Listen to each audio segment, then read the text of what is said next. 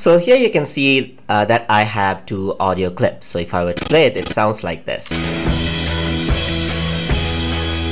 This is a test record sound. So you can see that the volume is the same for both of the audio channels right here. But let's say I want to mix it out. An easier way to use the mixer levels is by using the mixer options itself. And to do that, you can simply go onto the mixer panel right here, and here you see that you have mixer. So this are the mixer tracks, the mixer audio gain level, and the settings for each of the audio track that you have.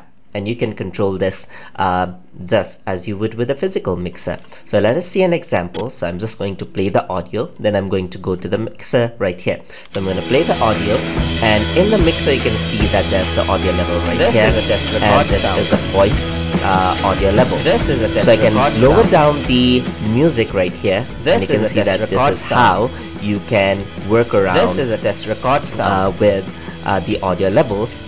But graphically, just like that. So these are how you can work with audio levels and mixer. There are different options you can work with the mixer itself as well. For example, you can pan it to the right or to the left, and you can hear that if you're using a stereo speaker, you can hear that it actually goes to the left and right, just like that.